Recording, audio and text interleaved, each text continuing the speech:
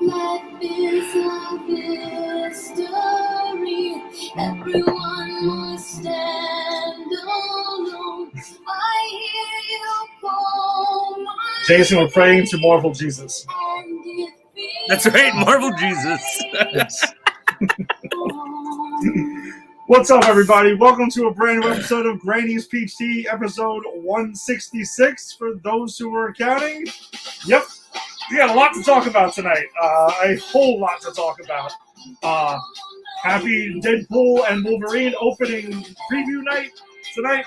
For those who were fortunate enough to see it in the first couple of showings, welcome. And if you're seeing it now or later, you come check us out because we're not holding back. We will be spoiling the hell out of this movie once we get to that segment. Oh, I'm going to be spoiling it. Oh, yeah, spoiling everything. There's a lot. So if you have not seen Deadpool Wolverine yet, then definitely come and check us out again. It's a little bit different, right, Jason? Like, we normally do give time, but we're trying it on preview night. We've never just saw the movie and, hey, I'll see you at the computer in about an hour or two. It's true. It's what we did tonight. It's crazy. Like we got. I haven't even been able to process yet. This is a raw thoughts. Yeah, exactly. So, well, thank you for joining us. If you're joining us on the Facebook live stream, if you're joining us on YouTube or wherever you found your audio and podcast, we always appreciate the support. I am Ed, and with me as always is Jason. Jason, what's up? It's been so long since I've seen you. It's been, 2 hours at this point, 2:20. We just something got like seeing Deadpool and Wolverine. It was a nice time. It's always nice. Always nice to go see a movie with you. It's funny. Saw the Deadpool Wolverine in the exact same theater I took my son to see Despicable Me 4 in 3 days ago. And so I walk in there, and I'm like, "Oh wow, this is a very different movie." And then I'm of course, I'm thinking, we're in Deadpool. I'll tell the story while you share this out. We're in Deadpool, right? And you and I have seen all 3 Deadpool movies together, and in every single one of them, there has been parents who brought young children, like my son's age, or a bit older, right? 4, 5, 6. This was no exception. I heard them. I kind of thought, they're not bothering me, but shit, I wouldn't want my kids seeing this. And then I remembered, and I told you this in the theater, as I was leaving, I got a babysitter to go see this today because my wife is at work. And he asked me, "Daddy, where are you going?" And I went, "I'm going to see a movie, buddy." We just saw a movie 3 days ago. He goes, "Can I come?" I'm like, "Buddy, I'm going to see Deadpool." And he went, "Deadpool isn't for kids." Yeah. My 4-year-old understands it.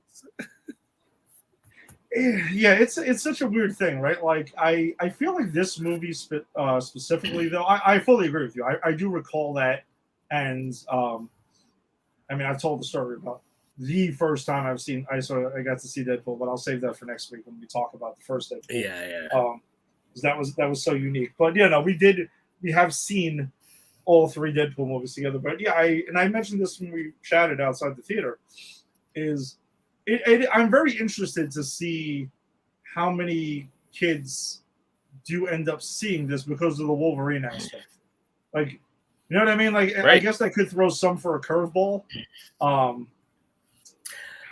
Which is ironic because I think Wolverine says "fuck" more times than any other word in his dialogue. Yeah. Like, he says "fuck" a lot, and I don't care about that. But like, again, I'm thinking, I brought my kid here. Maybe I shouldn't have. It is you're right. Movie. Yeah, because if your kid, you walk out of there, and your kid sees like a Wolverine thing and starts saying "fuck." I mean, yeah, sure, you're gonna get mad, but you should probably look in the mirror because you kind of brought him. It's kind of on me. Yeah, really. Look, it was only. Yeah. There's been one time my kid said "fuck," and that was after I stubbed my toe or something, and I screamed "fuck." And then it was like maybe a day later, he was trying to get my attention, and I stopped him. I was like, "Buddy, that's a bad word." And he went, "But you said it." And I went, "I know, and I shouldn't have it. I'm sorry." And you know what? That's what we should be teaching our kids, not bring them to go see fucking Deadpool, guys. Yeah, I mean it's going to be challenging. It is, and there was also I thought about this too. A friend to our show, my friend Suhaiti, who she jumps in sometimes too and drops his comments. Remember, I told you when we first started this, it was around the time where her kid was super young, and he remember I helped him get into the MCU. Yeah, MCU. I remember that. So, but then I had to preface it and say, Deadpool, some of the X-Men movies, you got to be a little bit more careful about this. And, you know, Daredevil and Jessica Jones, and like, you kind of got to lay the groundwork there for that. So, you know, there is some navigating, I guess, to do with all of that stuff. Oh, wow. I'm going to go ahead and drop a couple of comments here. Got a Boss Steve Faraci in here. He's got here. Yo, what's Boss up? Man's watching. It's been a minute. What's up, Boss Man? I asked my son the other day his favorite song right now. He said "Not Like Us" by Kendrick Lamar. So he's good to go. Yeah, I guess so. Nice. I mean, Faraci, Nice. I'm not sure how old your son is, but I don't recall. But yeah. And we've all, I mean, we know we were on the other side of this, right? Like we probably heard and saw stuff that maybe we shouldn't have at ages. And we talked about it on the show, right? Like I was watching horror movies. And look, I think I've told this. I think yeah. I've told the story in the air. I watched Revenge of the Nerds by myself at 7, and my only instruction was close your eyes when the pussy happens. Yes. I mean, yeah. Sex scenes, no. Murder, okay. Now murder's cool. Hey, no, murder's cool. But consensual sex between two adults, no fucking way. That's where America. I draw the line. 12. He's 13 since ever. Okay, I mean, it's also interesting too, right? Like there's we have a kid named Aiden who watches. He actually is our dog walker. He goes to school and then he'll walk our dog in the middle of the day. Oh yeah, I met him, right? We saw a movie. Yeah. He came to see some of the MCU movies with us, but he's not invited tonight because we knew. Listen, if his mother was like, "Hey, he really wants to go see this, can he go with you?" I'm not going to be one to stop him, but that's the parents' choice. If the parents make that, there's also so much 12 that 13. Is a parental choice.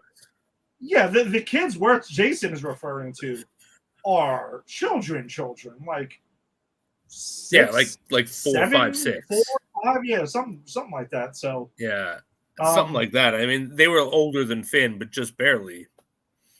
Yeah, so I don't know. It's interesting because this is also the first R-rated MCU film that there's been. Like they've gone there, somewhere where Kevin Feige, said that they were never going to go, but now they're there. And he's also, in recent comments, he's also said Blade will be going there. Blade will, they're taking their time, but that's going to be R-rated too. I think he said that, not realizing he'd eventually get these properties back. Oh, I fully agree with you. Like, to make an R-rated Captain America movie or Iron Man, just doesn't make a whole lot of sense. Yeah, well, that's the thing. I don't want an R-rated Captain America or Iron Man movie. I don't want to see Iron Man's dick. I don't want to see tits in a Captain America movie. I just don't want to see any of that. Robert Downey Jr. is a different story, but we'll get to that later.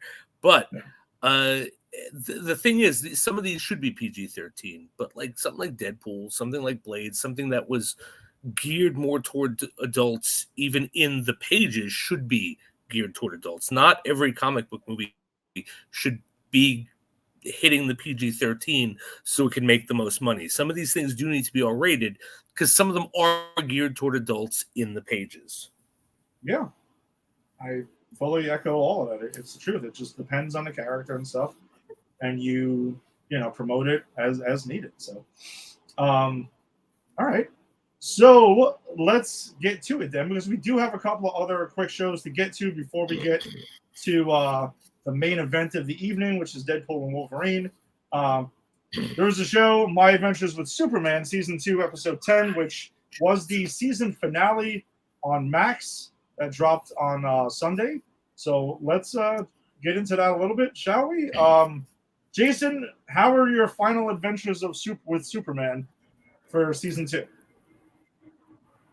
So it stuck the landing. I thought this was a great season finale. I didn't realize until as I was watching it, it was the season finale.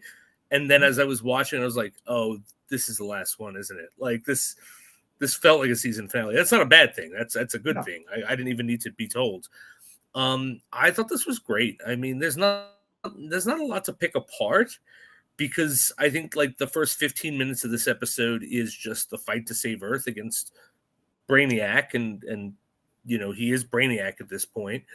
We do get some nods to the death of Superman, right? Kara becomes the exterminator. Yeah, I believe it is the Eliminator. No, the Eradicator. Oh, Eradicator, that's it. I knew it was something with an E. The Eradicator. So, and that's like part of Brainiac's protocol. We do see John Henry Irons as Steel, which I'm sorry, but every time I delve more into the Superman ethos, John Henry Irons is my favorite of the after death Superman, because he's always just like, yeah, I'm kicking ass with a suit and a club. Like, no one's more excited to be there than John Henry Irons. No, but he's great in this. He was great in the Lois and Clark show. And to be honest with you, you know what? Maybe we didn't give him a fair enough shake at Shaquille O'Neal. Maybe we were not fair to Shaq. Well, it would have been interesting to see Shaq as a John Henry Irons if that John Henry Irons had a Superman, right? Like, I agree. That would have been kind of interesting. I agree. Yeah, that wasn't a Steel movie at all. I was just, yeah, I'm getting all this love for John Henry Irons, and I always have love for Shaq. So I just figured I'd try to vindicate him. No, I'm with you though. But I never thought about this, even when we covered the movie, about like, what if Shaq actually got a shot to be like in a Superman movie as John Henry Irons, just as kind of like a supporting role? Like, oh, I think, interesting. Yeah, I think. If it's a small enough role, mm-hmm. and you get Shaq, the best fucking damn acting coach there is, it's true. I'm talking about. I want to see that. I want to see it. 5 minutes of screen time. That's what I'm talking about. I'm not talking about anything. Oh yeah. All right, you're talking. Yeah, dude, that's great. I'd love to see that. Throw that in the next fucking Superman movie. Yeah, James Gunn, take notes.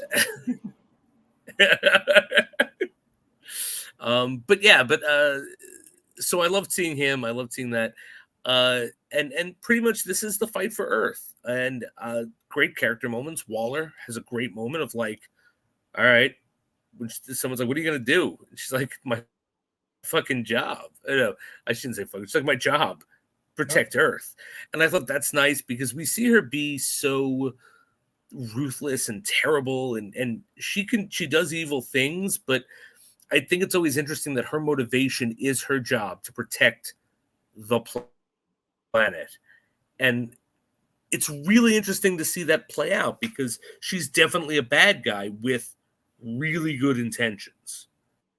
Yeah. And the fact that she was willing to die for that, I think says everything. I'm sorry, go ahead. Yeah, no, she's one of those villains that we have talked about that have a point, but then they take it too far, and that's where they become the villain. Right? Like, right. She wants to protect her country and the planet and yada yada, but she's willing to do some really nasty shit to people that is a little bit unnecessary, perhaps. And there's other ways you can go about it, and that's where the heroes come in, and they do it without doing the nasty shit that you don't really need. Like, you don't have to sacrifice people in order to win. Right. You certainly shouldn't enjoy sacrificing people in order to win. No. Which, yeah. But so, like, speaking of that, we get like Lois Lane's dad comes back. Like, we get the fucking cavalry here, which I thought that was really cool. And then Clark faces off against Brainiac. He winds up saving Kara, and this is actually called My Adventures with Supergirl, which I thought was cool. It's this episode, and you find out actually, and I didn't see this coming. Brainiac's like, you all sound like the Kryptonians right before I fucking murdered them. Yes, I wanted to talk about that because that's what I thought was one of the most fascinating things about this episode, and I guess this season, is that it is a twist on the Superman lore, that it wasn't the scientists ignored these warning signs about some sort of global catastrophe here. Like, their own weapons defense system essentially saw that a peace treaty was coming, right, between Kryptonians and the enemy, and he was going to be null and void. He wasn't going to be needed anymore, and was like, no, you can't end the war, man. You can't end the war so much that I'll kill everyone. Yep. And he actually has this great line, and I think it's prescient today.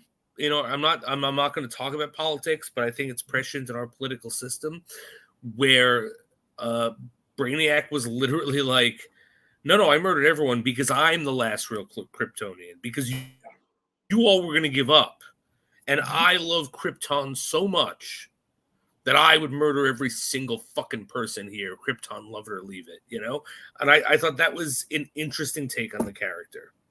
Yeah, that's why I was into it, because I fully echo the thing that, as far as like dissecting each moment and stuff like that, no, but like the Brainiac stuff in the last 5 to 10 minutes of this episode is where I was like, really, like, I got out of my chair and was like, like, okay, like, this is interesting now, because this is a totally different spin. And then he also goes ahead and pretty much weaponizes a bunch of kryptonite and uses it to, he's like, well, if I'm going to die, I'm taking both of you with me, and we're ending this whole thing. And they end up, where Brainiac fucks up is that this all takes place by the sun. So the sun supercharging the living, like, life form Kryptonians, not the robot, and kind of saves them. And I thought that was super cool, because I didn't realize that, this is such a young Clark. He doesn't know where his power comes from yet, because he finds out here, because he's like, they get in the sun and he's like, oh my God, we're going to die. And it's like, wait a minute, we're feeling better. Maybe this actually helps our people. I thought that was a super cool moment with young Clark kind of figuring out where his powers come from, because of course, anyone else would be dead from this. And if he didn't know the sun powered him, of course he'd be afraid to die. Chef's kiss. They did it so well.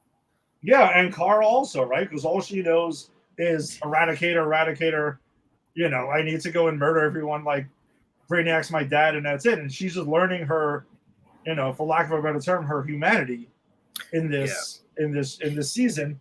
And she even kind of like learns her thing, and she also like breaks out of it. And I don't know where her Supergirl suit came from, but it kind of just does. I wrote it off to anime stuff. You gotta look.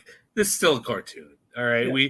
It's a 22-minute cartoon. I don't need a 5-minute montage, but she got her suit. I accept that it was somewhere. Yeah, it's fun. I mean, also last episode and in this episode, Kal-El also has his own upgraded suit, which I actually dig. I like the new suit as well. And they also break out Kara from her mind control, because Brainiac tries to reactivate Eradicator, and they kind of hug it out of her. Like, Clark, I love that. Clark, Jimmy Flamebird, and Lois. It's the fucking friendship is magic moment. It's the end of season 6 of Buffy the Vampire Slayer. It's just like, hey, you're in a bad place. You're gonna kill us all. Let's just fucking hug it out. It's fine. So I unironically love that. But another thing too, I thought was interesting. So I don't know about yours, but like I was watching this on Max, and it kind of as soon as the credits roll, it pushes you to that little box to skip to the next thing. But there's a whole lot of other shit going on during the credits and after the credits. Oh, no, I didn't see that. Yeah, so that's when we get like kind of aftermath, right? Like it's just, hey, you know, like. Oh wait, is that when we get them sitting together? Yes, and then we get like Lex. Oh, I did see that. Yeah, Lex walks up to LexCorp, and he's got Slade Wilson with him, and then we also find out that Amanda Waller is like public enemy number one, and you know, basically the government's after her and whatnot. So I thought that it was kind of cool. I just don't know why like Max would do that, where it was just kind of like, because normally when it pushes to the box there, you would think it's over, but it wasn't over by any stretch of the imagination. That's very weird. I actually don't know how the hell I avoid it, because usually once it does that, I'm out. Yeah. But I think I might have gone forward because I was like, wait a minute, this usually does have something after. Mm-hmm. So, yeah. Do my due diligence. I guess overall, I enjoyed the season. I think I liked season 1 a little bit more. But season 2 had some cool shit in it, though. Like the whole, you know, now that we have Supergirl and she's established and stuff like that, you know, the stuff between Clark and Lois got a little bit more, you know, meaning to it and stuff. So I dug it. I'm looking forward to season 3 when that thing drops, you know, I guess next year at this time. Same. I really enjoyed this. Again, I'm not a Superman guy by any stretch of the imagination. I think I've become more of a Superman guy doing this show. Me too. This, I really enjoyed this. This was a good season. First season was good. Again, like once I got over my, oh god, this is a cartoon, because I really don't love cartoons, but once I got over that, it's really well done. It's really well done. I thought like this season was plotted well. It was acted well. I love the fact that we get Kara in the way we did. It was very surprising. Like, even as comic book guys, you and I are still like, oh shit, didn't see that coming. Mm-hmm. You know, that's kind of big. And for the first time, I closed my eyes while I was listening to it this morning, while I was watching it this morning, and I heard Huey from The Boys. Yeah, if you isolate his voice, you can. I mean, you know, if you watch The Boys, you can definitely tell that that's him. For sure. All right, so I guess we'll get to season 3 when it drops then. But pretty good stuff. So if you're a Superman fan, I think we both can definitely recommend My Adventures with Superman. Is 2 seasons on Max right now, and go check it out. And if you're not a Superman fan, but you like comic books, go check it out, because I was not a Superman fan. By any stretch of the imagination, but neither was Ed, and now we are, and part of it is because of the show. Yeah, absolutely. Between this and Superman and Lois, I mean, good stuff, man. Superman on TV is working. Yes, for sure. All right, so let's get into a cartoon or animated show that I definitely do think speaks to you a little bit more, and I would say probably me as well too. I'm going to drop that spoiler ticker across the bottom, because we are going to be talking about the 3rd episode as well, which did drop just today on Max. Yeah, hell yeah, Jason, hell yeah. Let's talk about this. Yeah, episodes 1 and 2 dropped last Thursday, but we were kind of, you know, we had a lot going on, so we decided to push it to this week and balance some things out. For those unaware, Kite Man, hell yeah, is a spin-off of the Harley Quinn animated series by, you know, starring Kelly Cuoco, and she's also an executive producer on this episode, on this show as well. It definitely has that show's brand. Like, you could tell it's from the same people in the right ways. Yeah, I mean, it takes place in that world, in that Gotham as well, so you can see that. Gotham.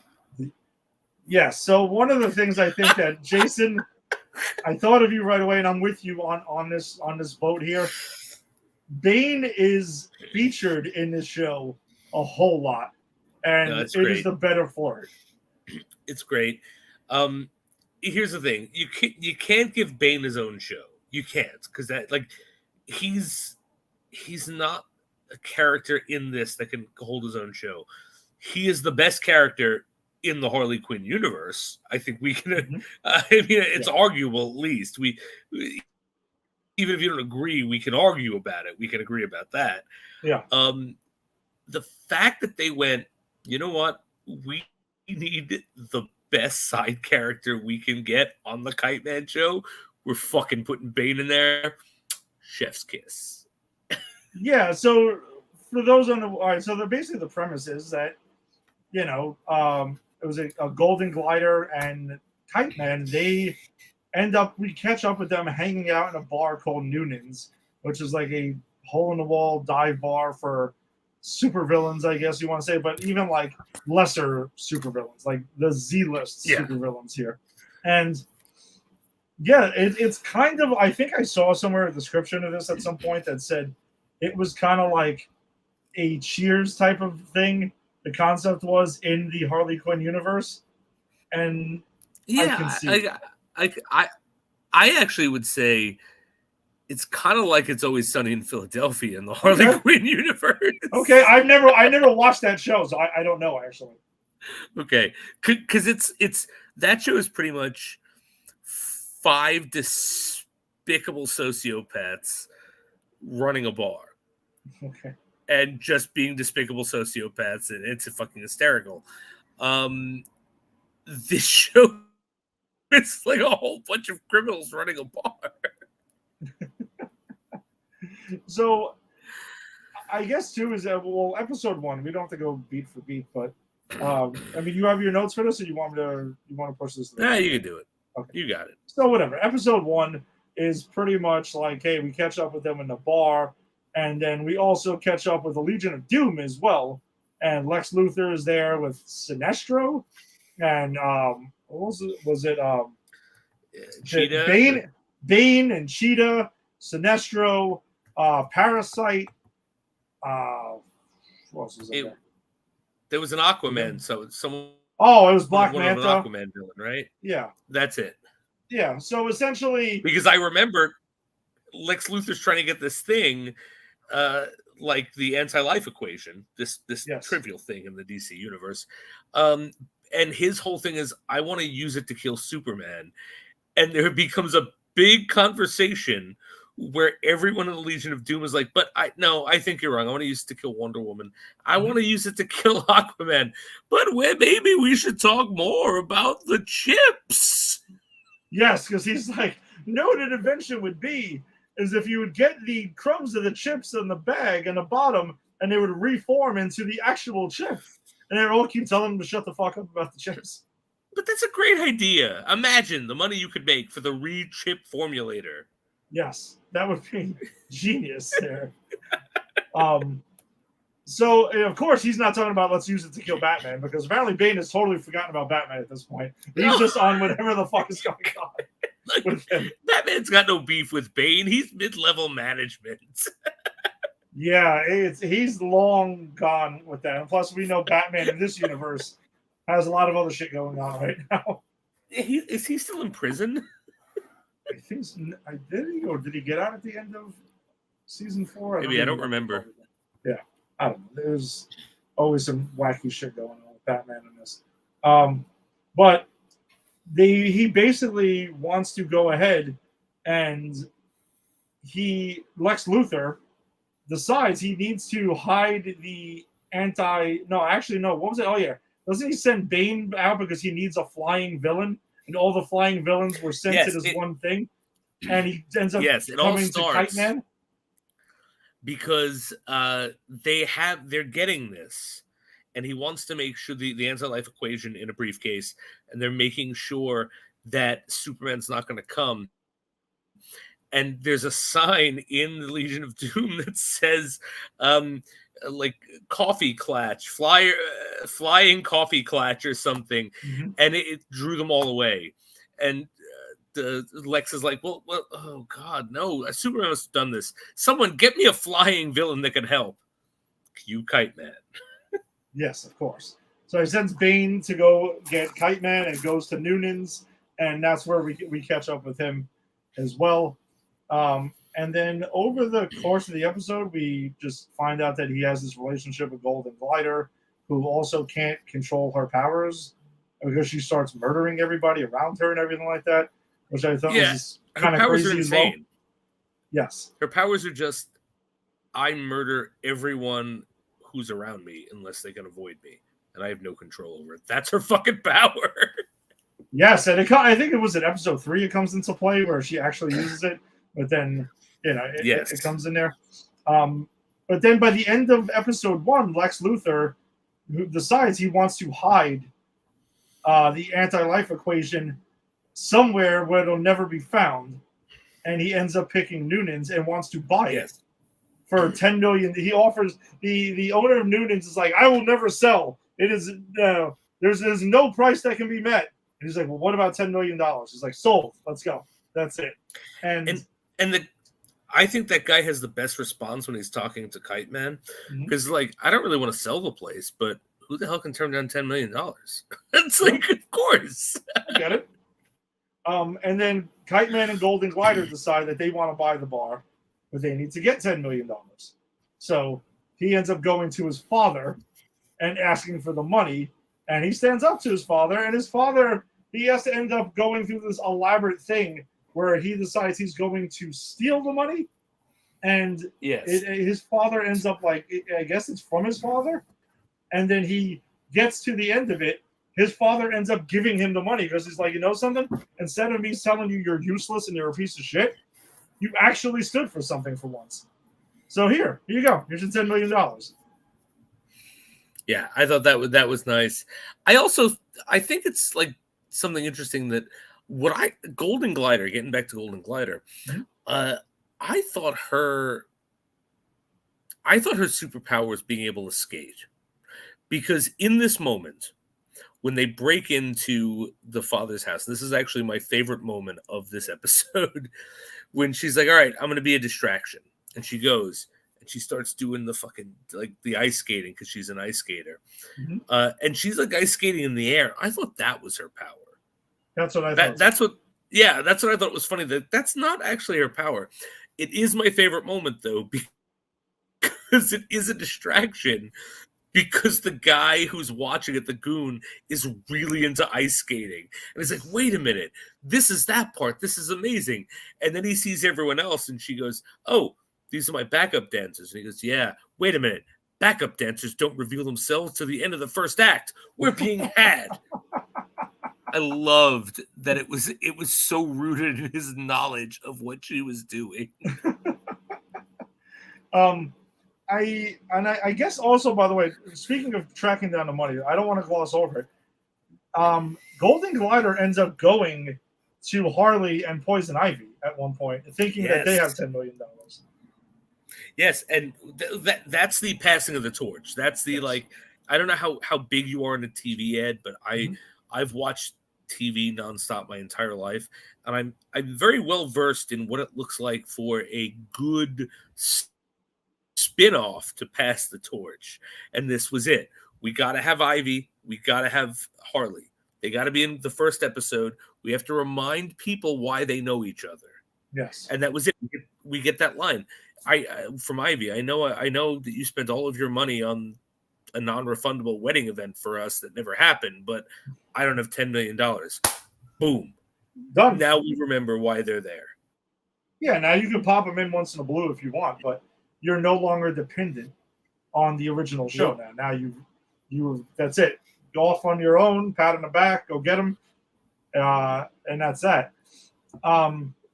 So I think also, I'm sorry, I was actually just glossing over the cast here. Who's Michael Imperioli in this? During the whole break-in and stuff like that, there's a lot of shit that goes down, and one of the guys who they have the split heads. That's there, the gangsters that are there. Yes.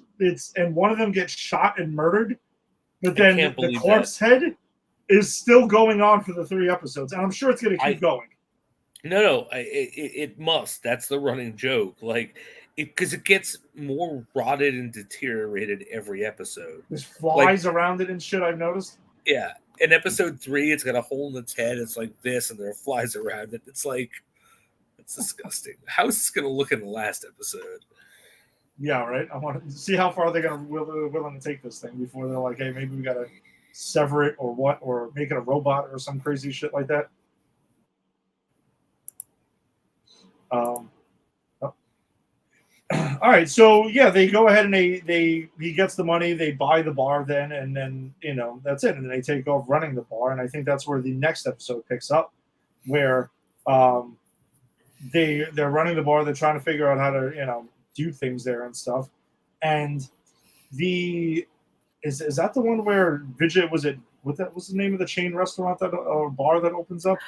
Oh, Villains. Villainous or Villains? Villainous or Villanage or something like that. But it's a TGI Fridays, but it's Batman Villains. And yes. I do want to say that in high school I had this idea. Did you really? I did, because in high school is when we had like Hard Rock Cafe and Planet Hollywood. There was a place. Up. Yep, there was a place in the city called Mars 2120. Yes. You remember Jekyll that place? Jekyll and Hyde was another one. Yep. So it was clear that like this was capitalizing on the fact that a lot of actors who come to New York wind up waiting tables. So I had the idea of having a fucking Batman villain like Batcave restaurant where all of your servers were the villains. Oh, that would have been fucking genius. Actually, something. Sorry, to backpedal a little bit quickly too. Though for Noonan's though, they try to hire help, and they end up getting. Oh yes, yeah, we cannot forget that. Yeah, we get the walk-in that's there. That is Malice, and Malice turns out to be Darkseid's daughter, but also had this purple cat that Bane is allergic to, and Bane wants to get hired but ends up leaving because he's allergic to the cat. Well, he gets hired, and then they fire him after he leaves the Justice, the Legion of Doom, mm-hmm. And then I love that he's like he's allergic to the cat, and they give him the shot to help him with his allergies. Like, that was my last shot. I need to go back and beg Lex for my medical benefits back. Yeah, the real world details that surround Bane and some others in this in such a crazy off the wall show that gets me every time. I think that's why Bane is so brilliant, because Bane is literally just middle management if he were Bane. But like, he's not really Bane, he's middle management. Like that's the thing. It's like he is worried about the everyday minutia that we're all worried about in our life, but he's a fucking Batman villain. Yes. So they pretty much end up. Well, Alice's cat can't eat street meat or anything like that, and he gets out one day and ends up eating somebody in the street, and we find out turns into a gigantic cat and is menacing the entire city, and which we had no idea was coming until all she had to do was catcall him and say, "Here, kitty, kitty," and reverts back to form. And at the end of this is episode 2. At the end of the episode, Darkseid shows up, notices his daughter is being hired, and is like, "Oh, okay, she turned out to be okay, no problem." But as we were joking about earlier, before Deadpool and Wolverine, he has a choir that sings a Darkseid theme song. It's so funny, and he even says like, "Oh God, don't hire a dead, don't get a dead choir." And I love the fact that Keith David is Darkseid in this. How awesome is that? That is pretty awesome. That is pretty awesome, and I love that, like, when Darkseid shows up, because we don't know Malice's backstory. We don't know that she's Darkseid's daughter at this point. When Darkseid shows up, I don't know about you, I thought he was there to get the anti-life equation, because that's where Lex hid it. And then he shows up and it's like, "You've hired my daughter. Okay, all right, shut up." Like, and again, it was like, you take the biggest, baddest DCEU villain, or DC villain, and you just put him in like a father role of like, "All right, shut up. Yes, I know. Stop with the dead core." It's like, I'm a sucker for that stuff. Yeah, well, once I heard the anti-life equation was introduced in the first episode, I was like, all right, they're bringing Darkseid into this thing and a Kite Man show. Okay, now we're talking like total insanity on a Harley Right. Quinn level. And yeah, so he doesn't know it's there and kind of keeps it moving. And then the third episode focuses on the TJI Fridays type Batman villain themed restaurant that opens up across the street from Noonan's, which is competition. So they're all sitting around trying to figure out, all right, how are we going to one up them and stuff like that? So they send Malice and I think it's Golden Glider and a bunch of them go over, and they send Bane actually to find out what's going on over there, and he doesn't come back for a while. But then they find out Bane starts working there as a waiter because he sees that one of the waiters is impersonating Bane, because that's what everyone there is. They're just impersonating other supervillains, and he gets offended by it essentially, and decides to start working there himself. So they have an authentic Bane working in Vigilantes. He says it happened quite organically, and he walks in because he's there to like tell them off. Yeah, and it's a smaller guy in a Bane outfit, and he's like, "You didn't greet me when I walked in. That person needs the check. That person needs a drink. No." Bane would be offended by bad customer service. Yeah, exactly. Bane was so offended by bad customer service that he had to take the job there to make sure that no one thought he could not have good customer service. Like, and there's a bunch of crazy shit that goes on. They go ahead and they send them like a spa package as like a welcoming thing, right? The villain restaurant sends it to them, and they take it. And that's where Golden Glider and let me get her name quickly. Queen of Fables, who is going around in a jar at the time, and Malice go. But then they find out that they're trying to kill them. And that's where her powers kick in at some point, and they start wiping them out. And some pretty funny shit goes down. And then they end up finding out that the owner of this villain restaurant there is Baby Doll. And at that time, zealous villain. Yeah, Kite Man is going to murder the owner and doesn't know it's Baby Doll yet. And this is where Noonan actually reveals that Noonan's has a bunch of weapons, murderous weapons behind the walls, and hands Kite Man a chapstick gun, which basically opens it up and it's there. Kite Man, having no pockets, puts it in his crotch. And then immediately, it looks like a penis and balls walking around. It did. That he had an erection. And that's where we chatted about that too. It threw me a bit because the beginning of this episode starts with him going into the back room with Golden Glider, and she's like, "Hey, I'll be your sexy teacher," and he's like, "Yeah, check my head for lice," and she goes, "That's like grade school stuff, right?" And he's like, "No, that also is older stuff," but then like at the end of that, he also is like, hey, it's another grade school reference. So that's why I found it weird, because that's what we discussed. I was like, is he turned on by Baby Doll in that moment? And he wasn't, thankfully. Yes, that would have been bizarre. But that would have been bizarre. But I'm also not wrong in thinking that with the setup they had about like, hey, it turns me on, me pretending that I'm a child in grade school. So they go ahead and they take down the restaurant and stuff like that.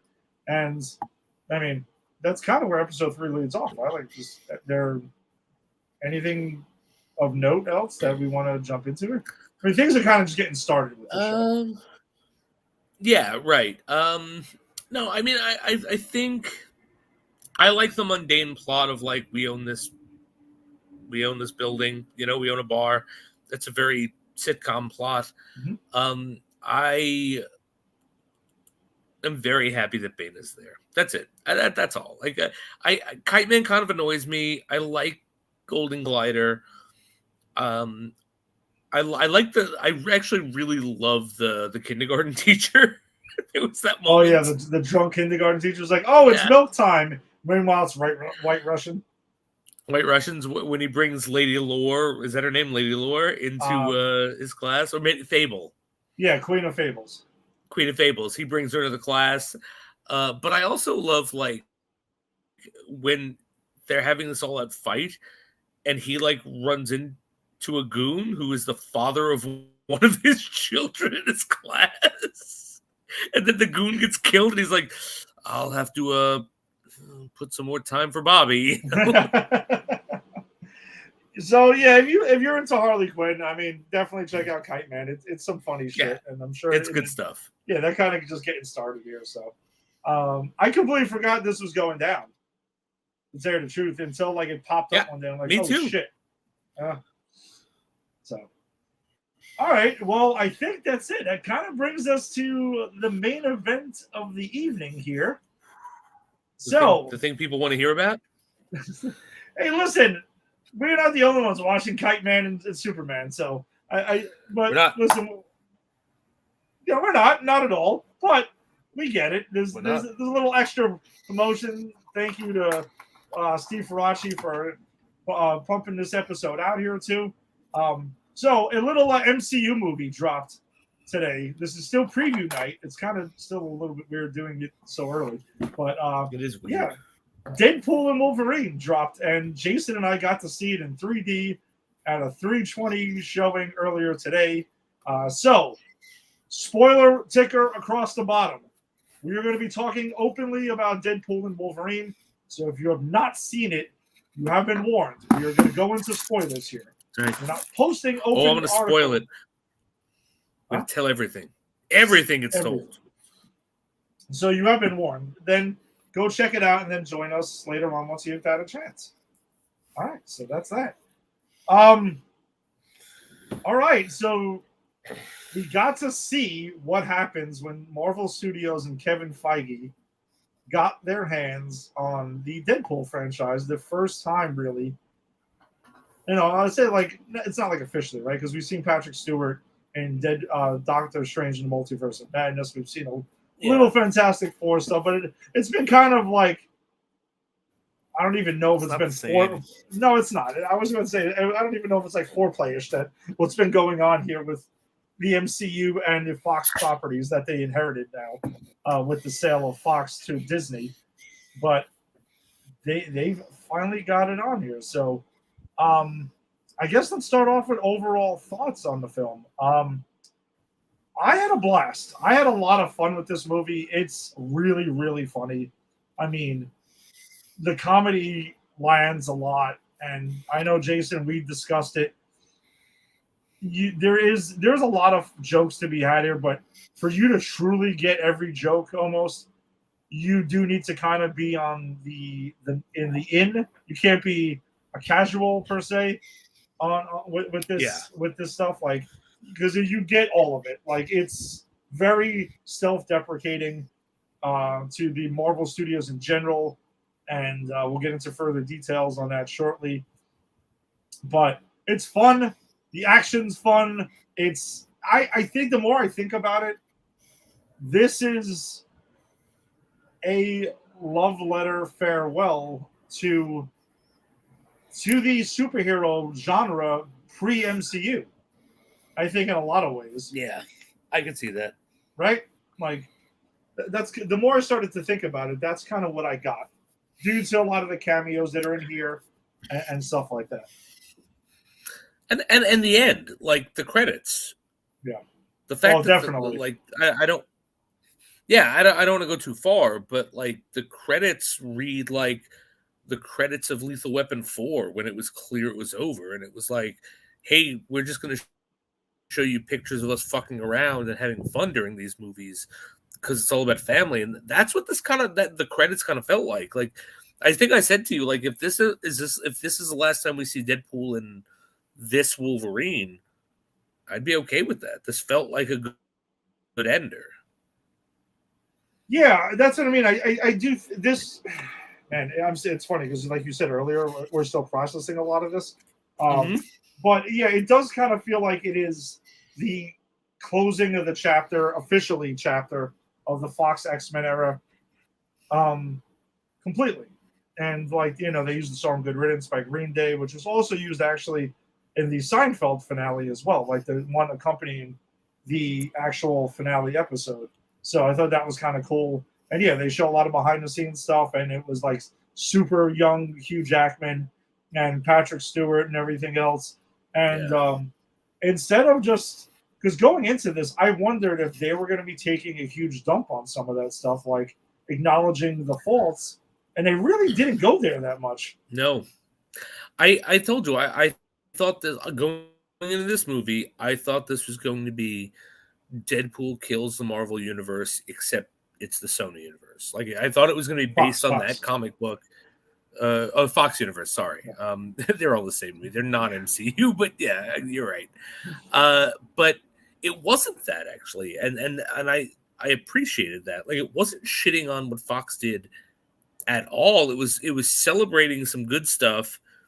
It was poking fun at some missed opportunities, and ultimately, like Deadpool's goal is to save the Fox universe.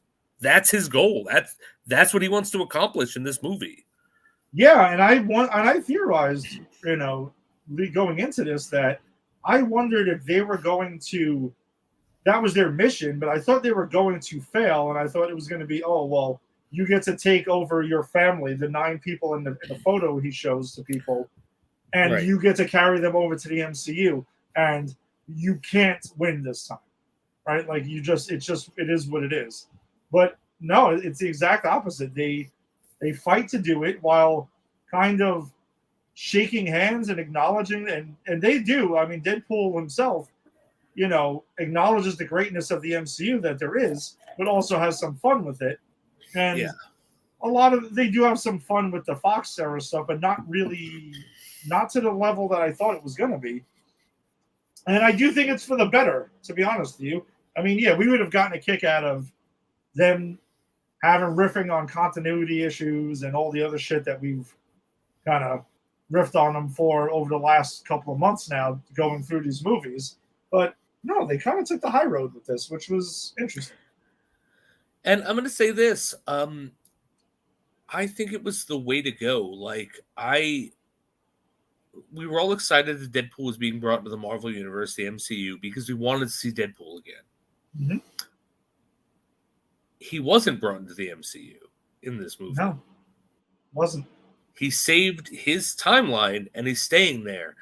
And actually, I think that is the best decision they could have made, because now that I'm thinking about it, how would this Deadpool be in the MCU? Like, he's not going to do crossovers. You can't. And Deadpool's always been his own thing. Like, that's the joke. He, like, we hire the cast of the X-Men to, snub him in the second one. Like, that's his thing. He doesn't team up. So, like, I don't know, the fact that even if they make more of these in the Sony universe that they have saved, I'd be fine with that. I'm kind of okay with him never coming to the MCU proper if this is the way it happens.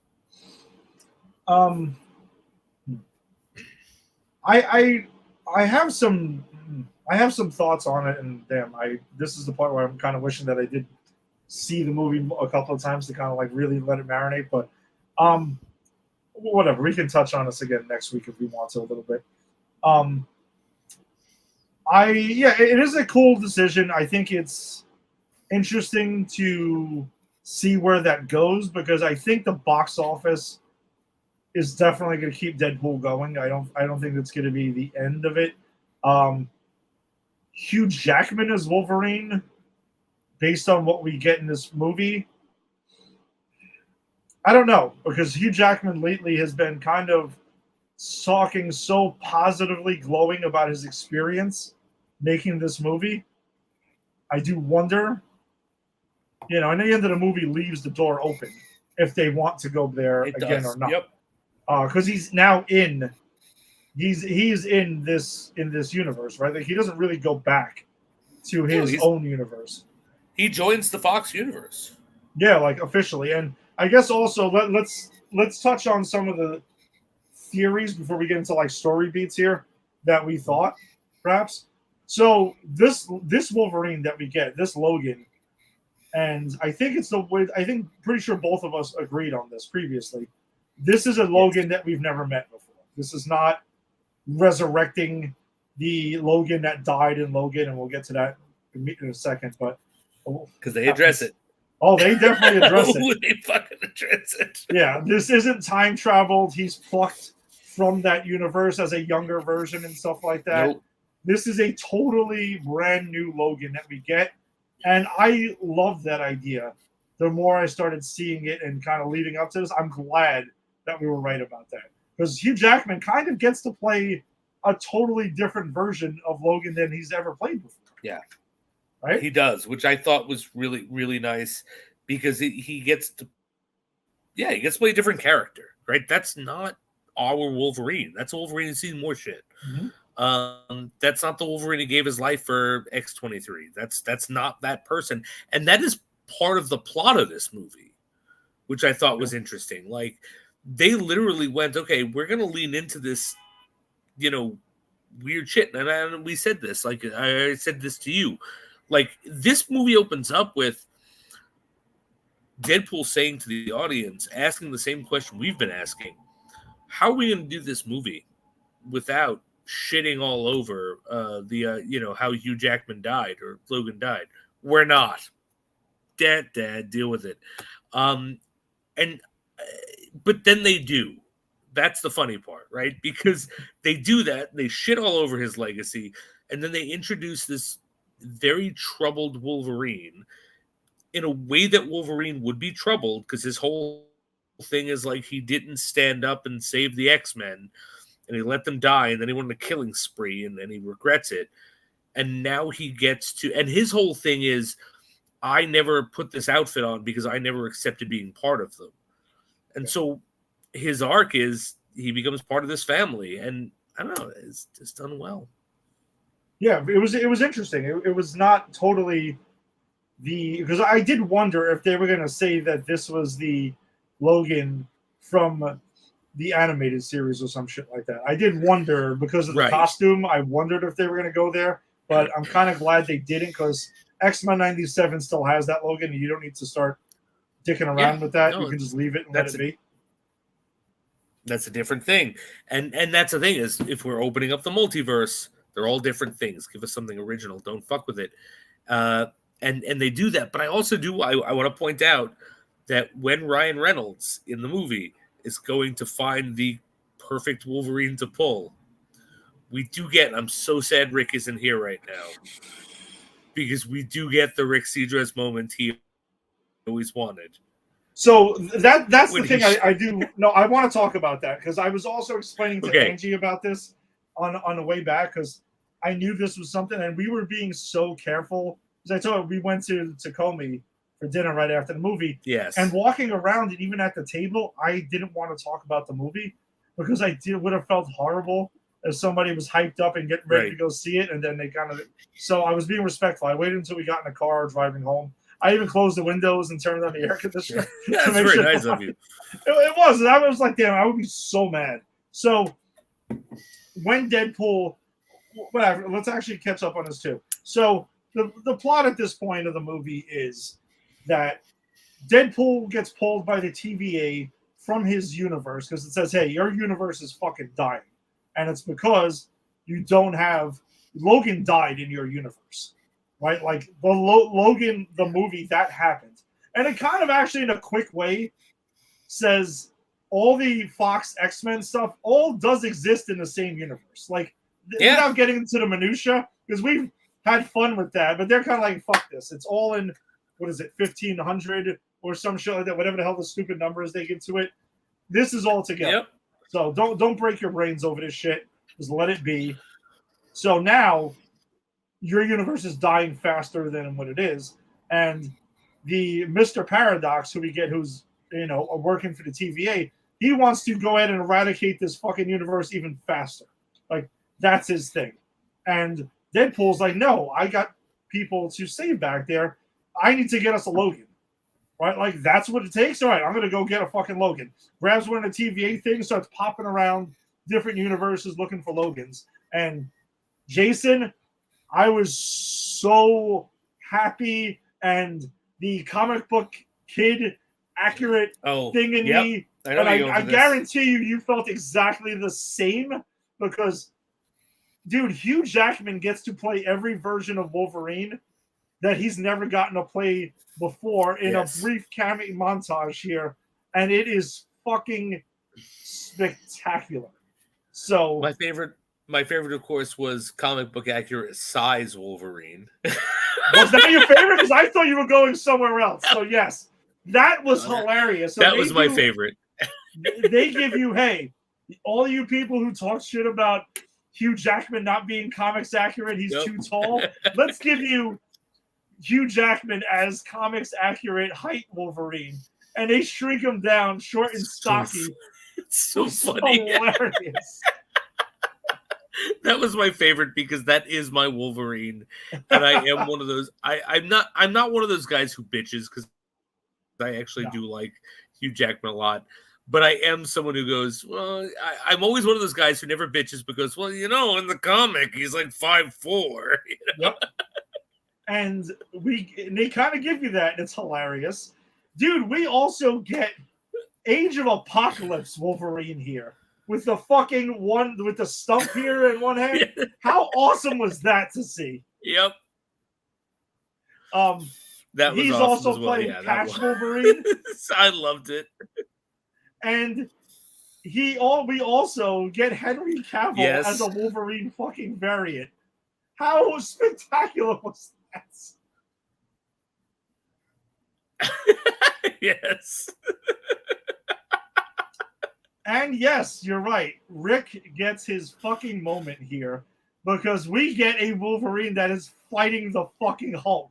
And the comic book cover with the Hulk in the fucking claws and everything is there. Yep. It's great. And I love that Deadpool comes and goes, hey, Wolverine, Logan, or whatever. Didn't you wear that outfit when you fought the Hulk? Bang. Yeah, he's wearing the brown and like tan fucking Wolverine suit. Yep. And I could not help but think of Rick because, like, I think the last time Rick was on, or maybe it was the one I wasn't on that I was listening to, but every time Rick talks about Wolverine, he talks about, like, I want to see Wolverine fight the Hulk.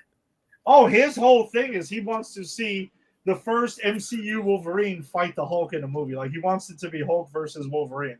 And it kind of gave it to you, briefly. I don't think you're going to perhaps get a whole movie, but you kind of got it here. Nice. This was nice. This was nice. Until he finally lands on the Wolverine that we get in this movie, where she meets in a bar, and you've seen it in the trailers and stuff like that.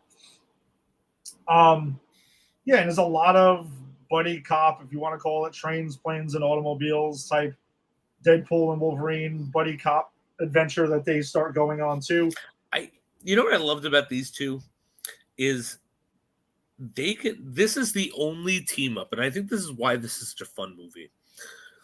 It's the only good guy team up where they can hate each other and be as vicious as they want to each other because neither of them can die. Yeah, you're right. Because every fight scene between them is so fucking brutal, and it doesn't matter because they can't even get hurt. Yeah, it's just a flesh wound. It's like Arnold in Last Action Hero. Like, it just doesn't matter. Like, we see that when they have that balls to the walls fight in the car, and that was that's a crazy fight, and it ends with them both passed out. Like, and by the way, that's a metaphor for sex. These guys, there's sexual tension between these two. That whole thing where they're in the car, all grunting and fighting it out, and then they're passed out at the end. It's a metaphor for sex. But that's Rick. Look, he wasn't here. All right, Sexman 97 rages on. But I love that they fight so hard that they just pass out, and other people could take them away, like, because they are invulnerable, and that's that's a good thing. I love that they could just do whatever they want to each other. It doesn't matter. Yeah, and so it also where the MCU kind of plays into this, though, and again, it very much does. Like, no mistake about it. The MCU is very prevalent in this film because they go back to the TVA, and he's like, "Here, I got a Logan. Let's go. My universe is good. You can leave me the fuck alone." And then we find out that it's like, no, this Logan's the worst Logan. Like, what are you talking about here? Like, he's a piece of shit. And they end up getting pruned and sent to the void, which we saw in Loki, right? Like, that is there. So TVA is present. Goliath Loki is there. No, what was that? Goliath is there too. Oh, yeah. I mean, Goliath is there gobbling up the whole fucking void. And it is great because there is a good chunk of this movie that takes place in the void. And the things that we see, so when they first land there, that's actually when they have their first fight, like their real throwdown. And with the 20th Century Fox being sent to the void, and obviously pruned at some point, funny. The big logo in the back was, and you saw that in the trailer. Yep. Like, it's hilarious because the movie being so fucking meta. And they end up running into Sabretooth, originally your favorite Sabretooth. Look, that he was a shitty Sabretooth, but I do love this moment. Yeah, so he gets to fight. They finally get to throw down, and again, you've seen that in the trailer there as well. Pyro's there. There's a couple of other like X-Men: The Last Stand, like random villains. Do you see in the trailer that Sabretooth gets his head cut off? No, you don't see the murder of him, but I'm just saying that they fight there. But no, you see they're about to fight, and the whole line where Deadpool's like, everyone's been waiting decades for this. Like, this is what it is, and it is a cool moment, but it is brief. He does go ahead and slice his head off in one shot. But I mean that's funny. That I thought that was funny because they made it a point to beef it up. Like, yeah, people have been waiting for this forever, and they did that before. Like, oh yeah, people have been waiting for this, and they gave you something, and this, it's like, people have been waiting for this. Slice your heads off, done. Yeah, kind of like, yeah, that's how it would probably go down. Fuck it. Yeah, like I was saying, there's a couple of other X-Men villains and stuff like that are there. Zazel. I clocked the Zazel. I liked seeing him. He still looked good. No, he looked great. I'm glad that they had him come back. But Pyro's the one who gets kind of like the most screen time out of this the group that's there as well. And that's also where we catch up with a member of the Resistance. So, yes, it actually happened. Chris Evans is Johnny Storm. Beautiful. Reprising his role from Fantastic Four from the Fox era. And, man, I knew it was him. Did you know it was him right away? Of course I did, but the fact that Deadpool tried to sell it like it was Captain America, even though I knew it was not, it made it so much better for me. So yes, that we can confirm is definitely happened, and Chris Evans is having a blast as this. He doesn't have to be Steve Rogers and stuff, and has a lot of fun in this. He gets to say some terrible shit, which Steve Rogers would never be able to say. Like this is literally like Ryan Reynolds going, "Hey, you want to come back and say some shit in the MCU that you couldn't say as Steve Rogers? Just reprise Johnny Storm." And he's like, "Fuck yeah, yeah, let's do it." So yeah, he gets to do his flame on and stuff, and fire. He gets into a little fight with Pyro, and Pyro ends up kind of like draining his fire, which is, I guess, what would happen there, right? He gets to manipulate fire. So it wasn't a matchup I ever would have thought about, but kind of goes the way it probably should. And they end up getting captured, and that's when we meet Cassandra Nova, who is sort of, I guess she is the villain in this movie, or not? Or you could say it's Paradox or the co-villains. Paradox is probably the main villain. No, I would say she's the main villain because, Paradox sets the stuff in play, but she eventually becomes so big that she's about to kill him. So yeah, okay, all right, that's fair. Yeah, I would say she's the main villain, but like, this is a movie that I don't give a shit about the villain. Like, I don't give a shit about her. I don't give a shit about Paradox. Like, I'm there to see these characters together. So, it doesn't matter who the main villain is what I'm saying. Yeah, and listen, Cassandra Nova's fine. I mean, she is terrifying when you really think about it. It's like some of the shit that she could do. Yeah. For sure. Especially the way she offs Johnny Storm. Because she does kill him. Yes, Johnny Storm, Chris Evans dies in this movie. She in a does. really fucking brutal way. But it was his own fault. Yes, actually, we do find out, in the post-credit scene that, yeah, he did say all that shit. Now that Deadpool have to rat him out, maybe not, but, whatever. He did say it. I mean, those were his words.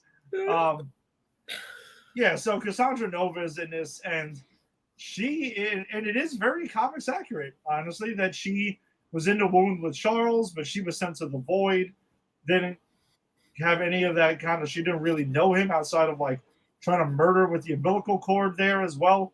And she kind of likes being in the Void, and she's running her shit. She's kind of cool with it in a way.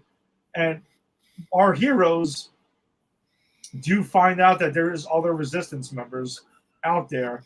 And that's where shit gets real crazy, because they find them eventually. And they come across also Kindpool and Dogpool. And this other, who's played by Ryan Reynolds without the mask. And he's like a very, I guess a way to describe it would be he's kind of like a hipster Deadpool in a way. Yes, yeah. Right? Like, I guess that's the way to call it.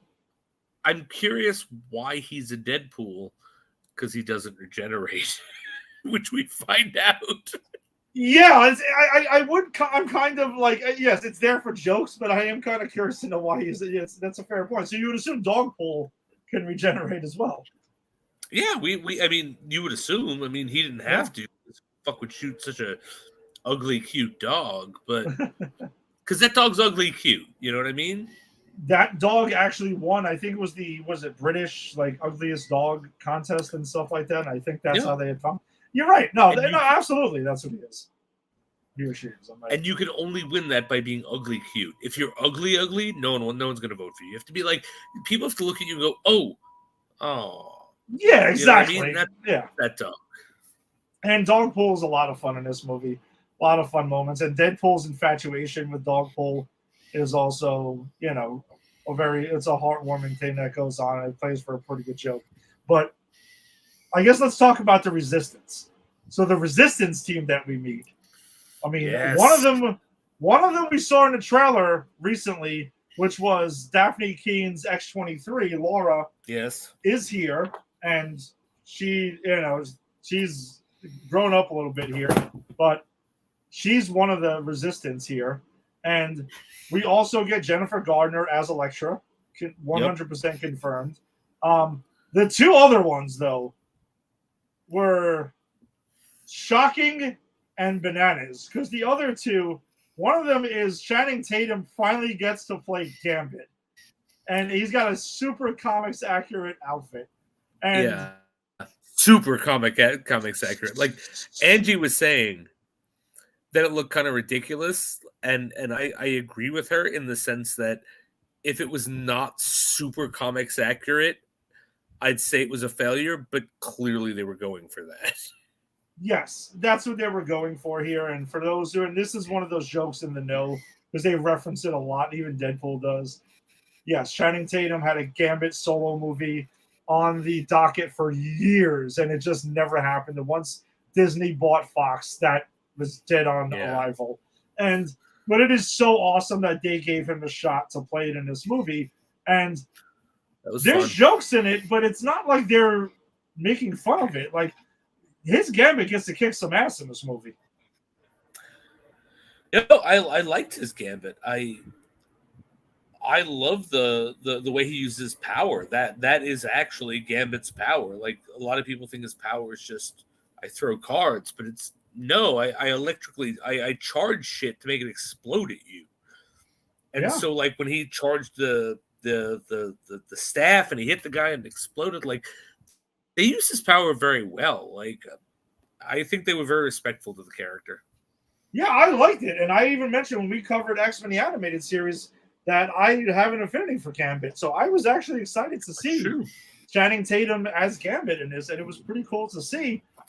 And the other member, Wesley Snipes, is back as Blade. That fucking blew my mind. when he walked out, I didn't expect that. No. And then, no, I not at all. And he walks out, and you would pointed out that Deadpool has a line of like, well, I didn't think you'd be here. You don't like me. Yes. Now, for those who are unaware, Wesley Snipes and, for those who remember, Wesley Snipes and Ryan Reynolds were together on Blade Trinity, and they don't like each other. And like Wesley Snipes can't stand him for years, and I guess they buried the hatchet now and went for it. And honestly, whoever I'm dying to read more about this story, how the hell this happened. And I'm guessing Ryan Reynolds probably reached out to Wesley Snipes and was like, dude, let's do this. Let's make amends. And let's bring you back as Blade, and let's end this on a good note. Yeah, and also like they didn't like each other then. Ryan Reynolds was still new. And that was a shitty movie, and I'm sure fucking Wesley Snipes knew that, was kind of taking part of it out on him, and but the fact that like, all right, Wesley, you get to come back and play Blade, and he has a great line like, "I'm the only Blade. I'm always going to be the only Blade." Yes. Now, I'm glad you brought that up, Jason, because I actually want to talk about this for a minute. Do you think? And I thought about this immediately. Do you wonder if maybe the Mahershala Ali stuff and everything? Do you think we've been kind of being trolled? What? Like they're not making that movie? I started to wonder that. Now, I am not saying that I fully believe this, but I kind of wonder if they were doing that to maybe, because there were reports that came out within the last few days that Kevin Feige himself had a bunch of leaks. He put leaks out there about this movie that were not true. I wonder would he really go that far to fuck with people a little bit about this? I don't think so. Okay. I don't think so. I think that was put in there. I think that was put in there because of the issues they've been having around the Blade movie. Okay. Because we did have Mahershala Ali, his voice at the end of the Eternals. Clearly, they were thinking about this. Mm-hmm. I think if they have changed direction, put that in there as like a joke, it's more like, well, okay, see, it's never going to happen, but we tried. Like, I don't think that was their initial plan. Okay. Yeah, I think if I had to put money on it, though, yes, the Blade movie is happening. But I kind of just wondered for a minute, like, wow, that would be, Jason, that would be like the ultimate troll job, I think, of all time. It would be. It would, and here's the thing: the Blade movie might not happen. I'm not even saying it will. Yeah. And then that's what them putting this in here would be hysterical. But I don't think that the original idea was to create the idea of a Blade movie to troll people. Yeah. No, I'm with you. I get it. And he recently, in an interview I was telling you about too, he had a lot of comments, and one of them he said that they were taking their time with Blade because they haven't quite got like the whole story right and stuff. And hey, I get it's frustrating that it's taken forever to get this movie, but do it right. Take your time. And I think since Kevin Feige has gotten his power back at Marvel Studios, we've seen more of let's take our time more on things to get back to like our secret sauce. Like, how do we make these things awesome? And I appreciate that. I don't need, sometimes less is more. Agreed. In certain situations. And this year, this is the only MCU movie we're getting. And it's wild. And I also do think that's part of why there was a excitement level at the theater today. And I don't know if you felt it going like throughout the day and leading up to this. This is the MCU movie. I was extremely excited for this movie to see it. And I'm excited to see it again. Yeah. But it's the most I've been excited to see an MCU movie in a little while now. If I'm being honest. Yeah, I'm trying to think what the last MCU movie I was really excited to see. I can't think. All right, let's see. The Marvels, I told you, I admitted that I was kind of like, okay, this could be fun, but I wasn't like buzzing. You know what I mean? Like I didn't feel that same. at all. Same. Ant-Man and the Wasp: Quantumania, I was pretty hyped for. I'm not gonna lie, because we had expectations. I was too. I was hyped for that, but that was a disappointment, and this wasn't. So you're right. That was the last movie I was super hyped about, but it let me down. Yeah, I agree, and it's been a minute. I mean, it might have been Spider-Man: No Way Home, which I was obviously, both of us were bonkers to see. And I was pretty amped for this. I haven't done it in a while. I texted you guys, you and Joe, this morning. Happy Deadpool and Wolverine Day. Let's go. Like I haven't done that in a minute because I woke up excited. Like I got up this morning, I was hyped. I got my morning routine. I pulled out my brand new Deadpool and Wolverine shirt. I even like laid it out briefly. I'm like, it's game day. Let's fucking go. Like it was great. It was great to feel that. And I wasn't alone because when I got to the theater, like it was packed. Our screening had a good amount of people in it. It was, the merchandise and the popcorn buckets, they were selling pops there and everything. Like people were buying it up, and like, wow, like this movie is. I also do think there's an element of, and I know we kind of went off course here because we were going along with the pizza movie, but we'll get back to that in a second. Is I do think fondness makes the heart grow. Right? Was it fondness makes the heart absence makes the heart grow fonder? Absent makes the heart grow fonder. And I kind of think maybe that's what's also happening here. I mean, we haven't had an MCU movie since last November, and it's July. It's late July. Yeah. Do you think that's a factor? It might be. I mean, it might be. But I also think this is something that we know Deadpool. Yeah. We've had 2 good Deadpool movies, and I think being excited about this, I think part of it is that we don't have one every 3 a month. That's a good thing. But I think part of it too is like it's Deadpool. Agreed. I think I will say that I think if I had to go with percentages, I would say probably 60 or 70%. I'd say 70% of the excitement surrounds. These are 2 beloved characters. It's Deadpool and it's Wolverine. Let's not Wolverine. And we're getting together. And we're getting to see them matched up together. And like Deadpool and Wolverine have done crossovers, which have been fun. And also that's the thing. I think the Deadpool movies I find very different than the other MCU movies or the other comic book movies, because I genuinely think Ryan Reynolds is Deadpool from another universe. That's good. I like that. I really do. Like, he loves this character. So, like, let's not forget, he put his time in and did the shittiest Deadpool you could see to have a claim in the future to do these movies. It's true. Like, the man has thought this out, and he's so good in it. And like, I don't know, like I feel like his passion for this makes it elevates it for me. Well, I think I'm pretty sure the story goes that he discovered Deadpool while on set of Blade Trinity. Is that it? Is that the story? He got a hold of those comics during that time. And I think that's what kind of like got his love for the character going.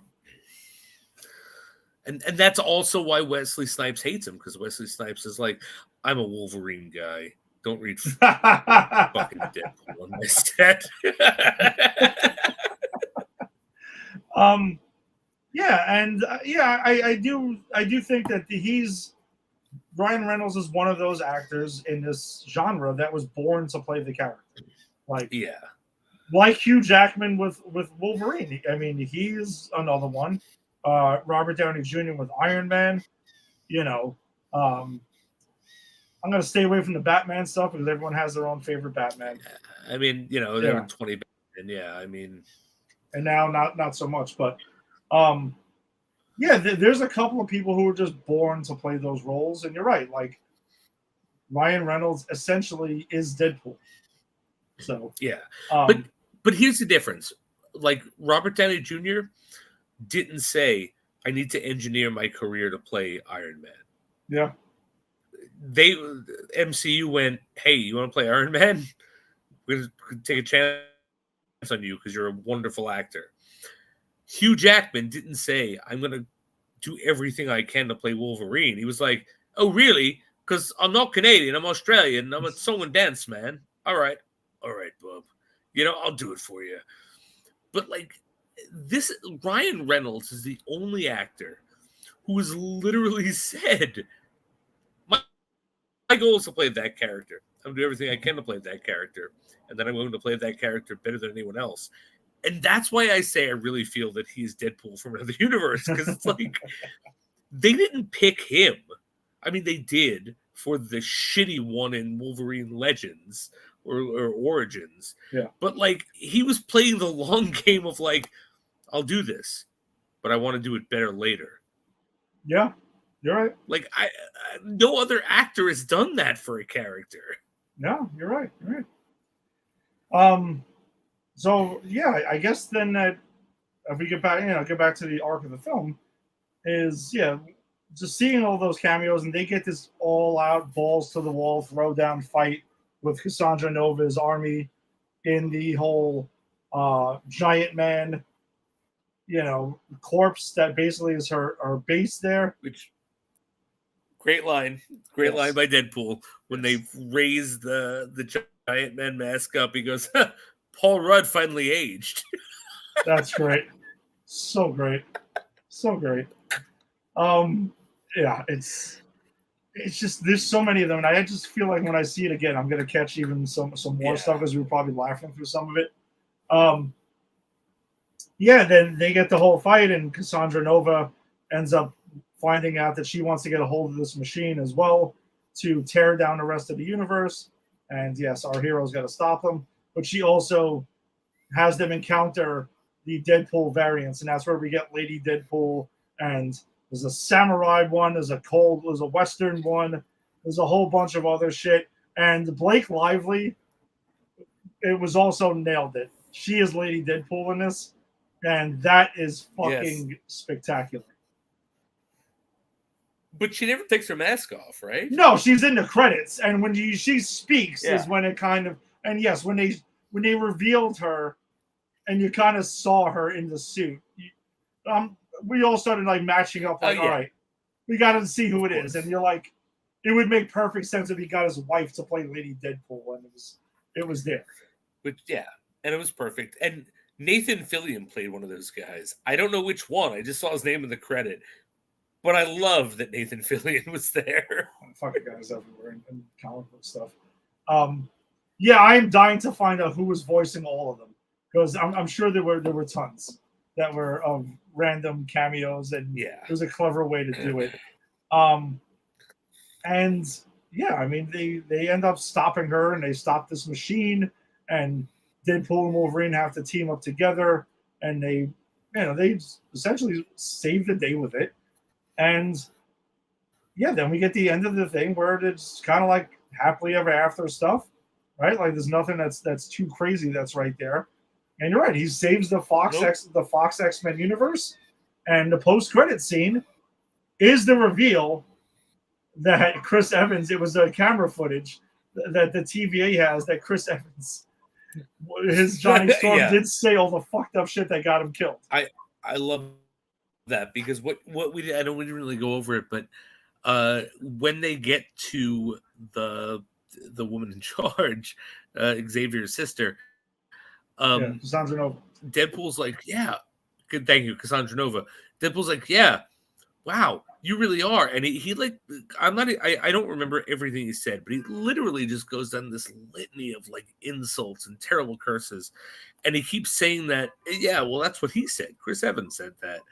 And she flays him. She literally takes the skin off his bones and lets everything fall. And it's a thing between Deadpool and Wolverine, where Wolverine's like, you got that poor guy killed. And so he comes out at the end like, no, I want to just say I didn't get him killed. Let me show you. And to the audience. To the audience, to us. He shows us exactly what Chris Evans said, and it was everything he had quoted, which is fucking hysterical because everything he had quoted sounded exactly like something Deadpool would say. So even in that moment, I was finding myself going, "Is this real? Did he really say that?" Yeah, right.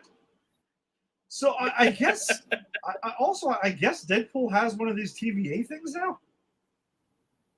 I guess. So because by the way, another thing we didn't really get into, and I guess it's one of the things that I guess I don't know how I feel about it is in the beginning of the movie we find out that in 2018 or 19 Deadpool went to the 616 to the MCU Oh yeah. and had an Avengers interview with Happy Hogan. And that's pre-Endgame that this happened. So Tony was still alive at that point. I guess he used Cable's time travel device thing to get there.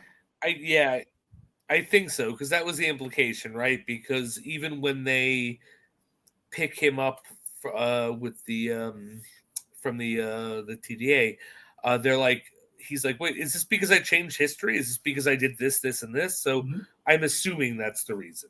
Yeah. So he goes, yeah, that's what kind of gets things rolling too, is that he interviews for the Avengers with Happy, and it is a fun scene. It is a lot of funny shit that's there, but he gets declined, and he also gets denied by the X-Men apparently at some point too, and that's not seen in this movie; it's just referenced.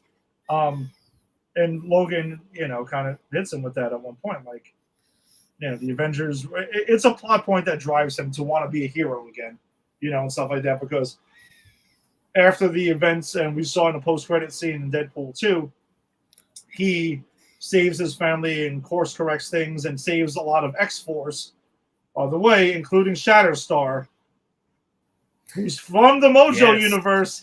He says the Mojo universe in Deadpool 2. God, so it I exists. hope Deadpool it's a 4. thing. I hope Deadpool 4 is Mojo.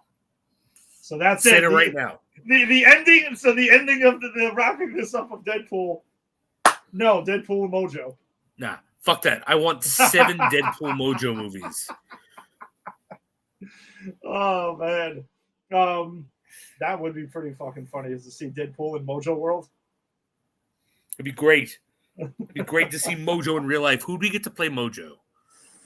Ooh. I mean, outside of Harvey Weinstein, who was Mojo. Yes, unfortunately, he's not available these days. Man, that's a tough one. I'm going to say this: Danny DeVito in lots of CGI. Ooh, that's a good one. Yeah, Danny DeVito as Mojo. Lots of CGI, but like he's got the attitude. Yeah, I can see that. That's good. Nice pull. That's good. That's a good one. Thank you. Yeah, that's good. Holy shit. I can kind of see that. Huh. Yeah, so I guess with this thing is the MCU officially back now on track, because they do make self-deprecating references. There's a couple of them in here where they talk about the multiverse and multiverse saga, and Deadpool even references and says, "It's not working. Just take the L. Like, let it go." And also tells Logan, "You're welcome to the MCU. You're joining it at a low point." Which I kind of say kudos. That was pretty funny.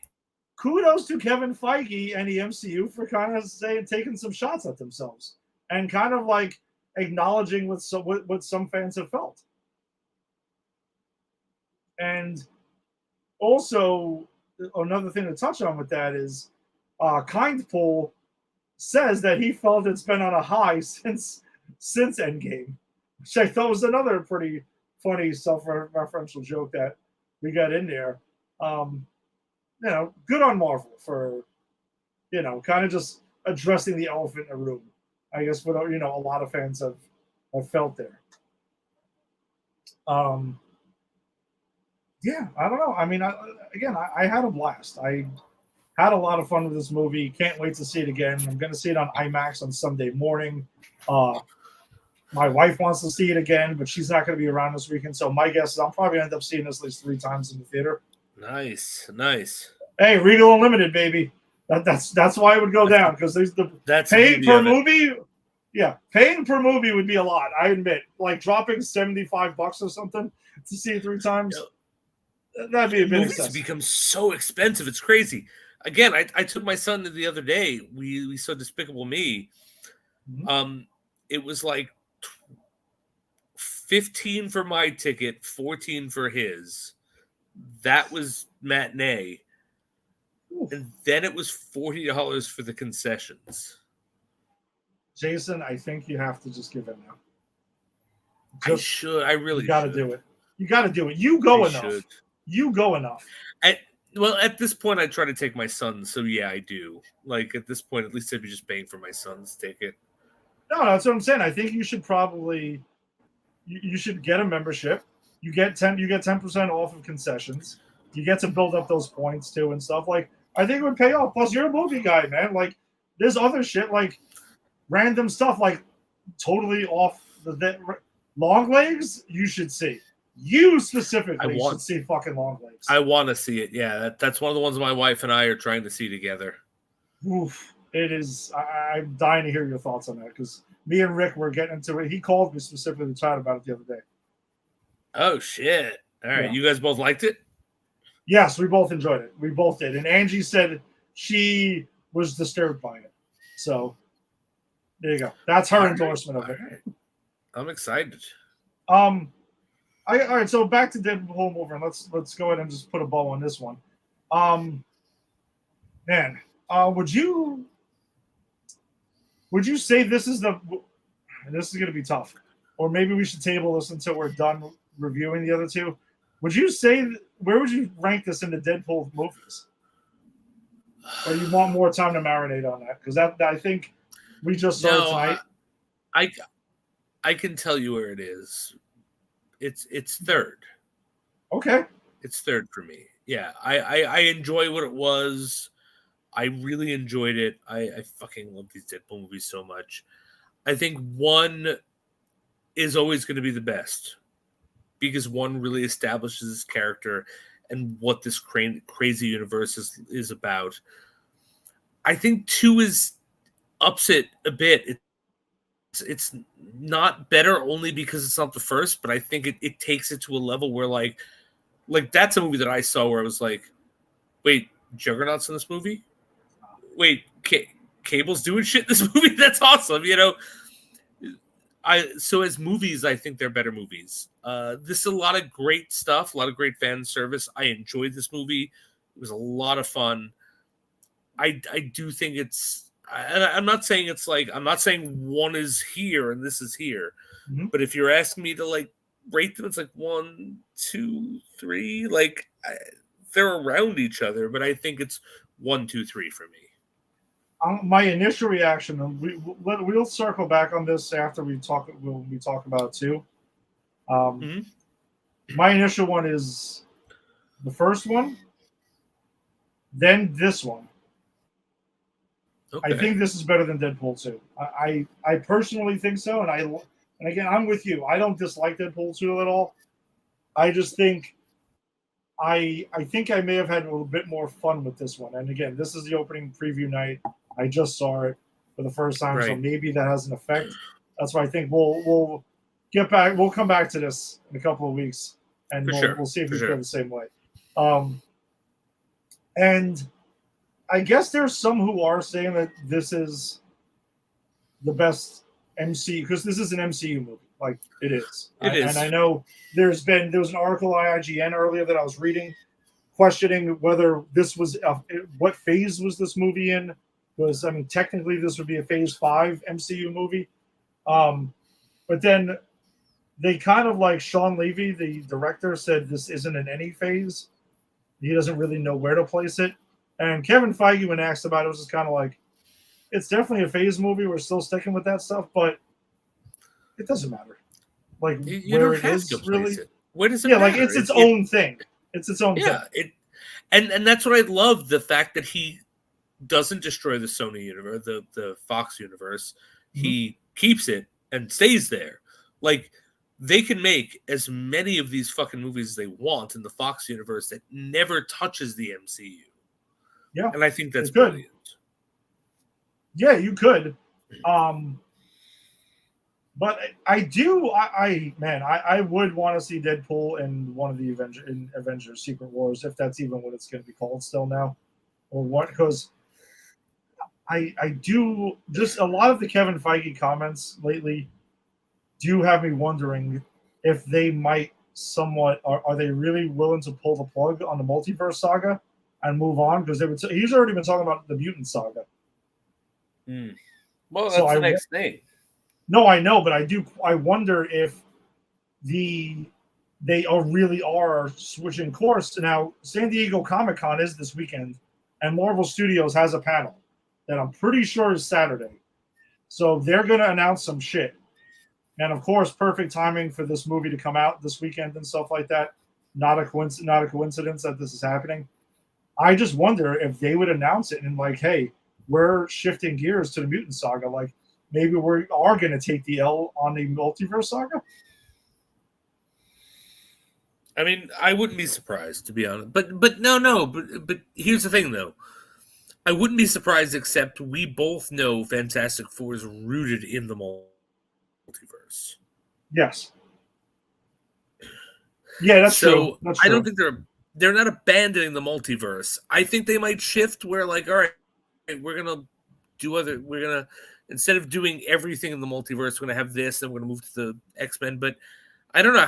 How much of that is organic, and how much of that is because they don't want to do the multiverse? Like, you know, I think I honestly I think this movie was making fun of not the fact that the multiverse first wasn't working, but the fact that so many people were talking about the multiverse not working. Okay.